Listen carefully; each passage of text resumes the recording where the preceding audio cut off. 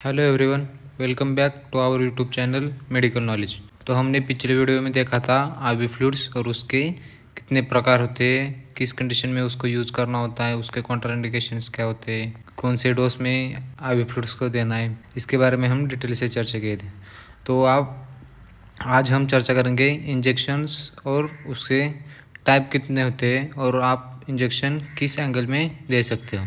तो बढ़ते वीडियो की तरफ, injection and there types with their angles. सबसे पहले हम देखते हैं कि इंजेक्शंस के टाइप कितने होते हैं। पहला होता है इंट्रामस्कुलर इंजेक्शन, दूसरा होता है इंट्रावेनस इंजेक्शन, तीसरा होता है सबक्यूटेनियस इंजेक्शन और चौथा होता है इंट्राडर्मल इंजेक्शन। ठीक है, तो बढ़ते आगे। आप देख सकते हो इस डायग्राम में इंट्रामस्कुलर इंजेक्शन 90 डिग्री में देते हैं, फिर बाद में सबक्यूटेनियस इंजेक्शन 45 डिग्री में देते हैं, फिर इंट्रावेनस इंजेक्शन 25 डिग्री में देते हैं, फिर बाद में इंट्राडर्मल इंजेक्शन 15 से 10 डिग्री तक देते हैं। और जो इंट्राडर्मल इंजेक्शन है वो एपिडर्मिस में देते हैं, फिर बाद में जो इंट्रावेनस इंजेक्शन है वो डर्मिस लेयर में देते हैं, फिर बाद में सबक्यूटेनियस इंजेक्शन सबक्यूटेनियस टिश्यू में देते हैं, और इंट्रामस्कुलर इंजेक्शन है वो जो 90 डिग्री में देते हैं वो सीधा मसल्स में देते हैं।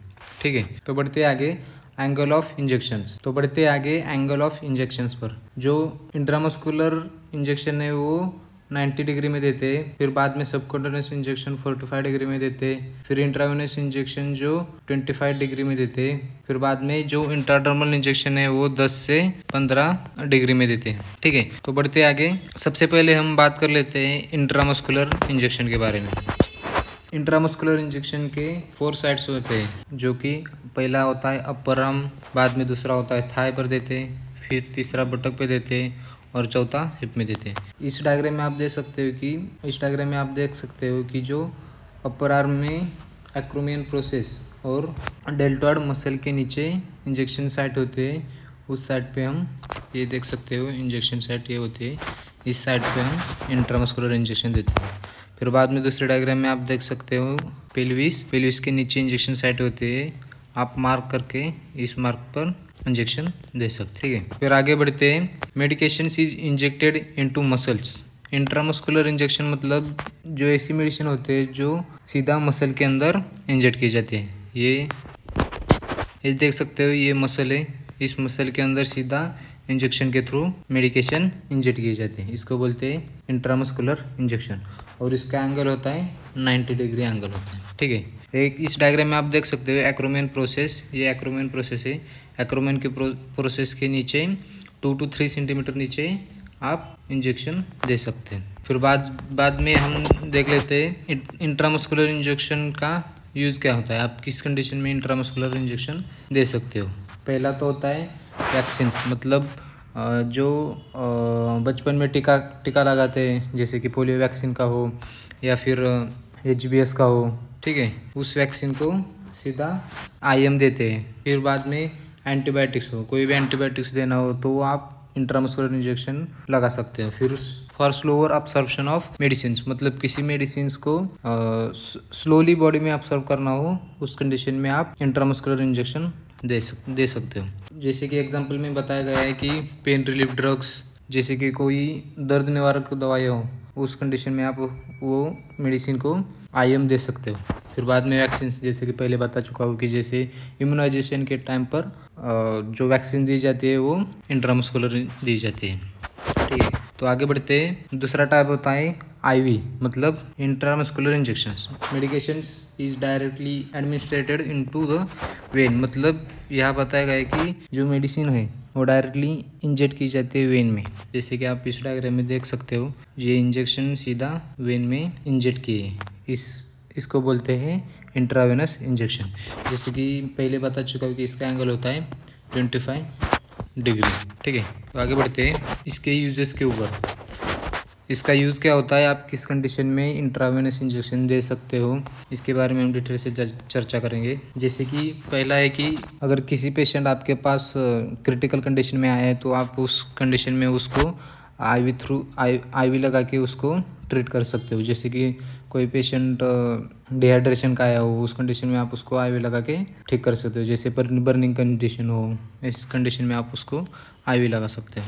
फिर बाद में फ्लूइड रिप्लेसमेंट करने के लिए भी आप आईवी इंजेक्शन लगा सकते हो। फिर इमरजेंसी मेडिसिन, मतलब अगर ज़्यादा एलर्जी कंडीशन हो गई, उसको किसी पेशेंट में एलर्जी होती है, जैसे उस पेशेंट में फिर बाद में उसको एविल डेक्सा देकर उसको एलर्जी को कंट्रोल किया जाता है। इस कंडीशन में आप उसको आईवी थ्रू इंजेक्शन दे सकते हो। जैसे कि एग्जांपल में बताया गया है कि आईवी फ्लूइड्स, एंटीबायोटिक्स दे सकते हो, जैसे मोनोसेप हो गया, टैक्जिम हो गया, फिर बाद में अमिकासिन हो गया, जेंटामाइसिन हो गया। इस कंडीशन में आप उसको ये मेडिसिन दे सकते हो। फिर बाद में इंट्रावेनस इंजेक्शन, मतलब आईवी, मतलब ऐसे जो मेडिसिन है जो सिर्फ आईवी दी जाती है, जैसे कि पेंटॉप हो गया, मतलब जो पेंटाप्रोजोल इंजेक्शन होता है जो सिर्फ आईवी दे सकते हो, उस कंडीशन में आप उसको यूज़ कर सकते हो। तो आगे बढ़ते हैं। तीसरा है सबकुटेनस, मतलब सबकुटेनस इंजेक्शन। आप सबकुटेनस इंजेक्शन किस कंडीशन में दे सकते हो? Medications is administrated into fatty tissue just beneath the skin, मतलब अपनी जो थर्ड लेयर होती है, जैसे कि पहले एपिडर्मिस, बाद में डर्मिस और तीसरी सबकुटेनस लेयर की जो फैटी टिश्यू लेयर होती है, उसमें आप इंजेक्शन इंजेक्ट करते हो, उसको बोलते हैं सबकुटेनस इंजेक्शन। जैसे कि उसका देने का एंगल होता है 45 डिग्री। ठीक है, ये देख सकते हो आप डायग्राम में। जैसे कि ये बताया गया है कि ये इनकरेक्ट टेक्निक है। आप इस डायग्राम में देख सकते हो कौन सी करेक्ट टेक्निक है और कौन सी इनकरेक्ट टेक्निक है। इस डायग्राम में आप देख सकते हो कि सबकुटेनस लेयर में इंजेक्शन कैसे डालते हैं। जैसे कि पहले एपिडर्मिस लेयर होगी, फिर बाद में डर्मिस लेयर होगी, और ये तीसरी सबकुटेनस लेयर जो फैटी टिश्यू की होती है, उसमें सबकुटेनस इंजेक्शन इंजेक्ट करते हैं। ठीक है, बढ़ते हैं आगे उसके यूजेस की तरफ। सबकुटेनियस इंजेक्शन ज़्यादातर उस पेशेंट में यूज़ किया जाता है जो कि डायबिटिक पेशेंट हो। हाइपरग्लाइसेमिक पेशेंट जो होता है उसमें इंसुलिन देना होता है, तो इंसुलिन देने के लिए उसको सबकुटेनियस इंजेक्शन देते हैं, तो उसका अब्सॉर्प्शन स्टेडी होता है, तो उस कंडीशन में आप सबकुटेनियस इंजेक्शन यूज़ करते हैं। फिर बाद में मेडिकेशन है ये। फिर बाद में मेडिकेशन रिक्वायरिंग स्लोअर, मतलब किसी मेडिसिन को स्लोअर अब्सॉर्प्शन के लिए देना होता है, उस कंडीशन में आप सबकुटेनियस इंजेक्शन यूज़ कर सकते हो। ये देख सकते हो आप कि सबकुटेनियस इंजेक्शन की साइट कौन सी होती है।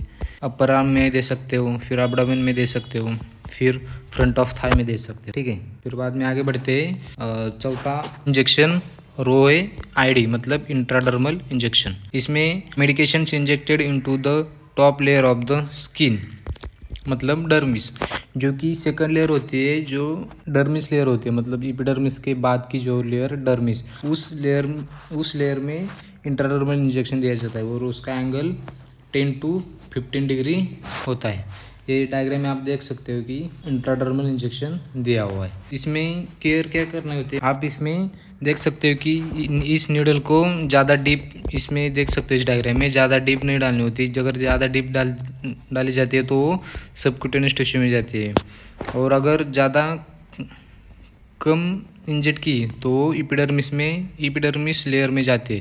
प्रॉपर मेथड है जो आप इंट्राडर्मल इंजेक्शन दे सकते हो, ये थर्ड वाली, जिसमें आप देख सकते हो एपिडर्मिस लेयर जो ऊपर के बाद में डर्मिस लेयर में वो इंजेक्शन इंजेक्ट किया है, आप देख सकते हो। आगे बढ़ते हैं हम उसके यूजेस की तरफ।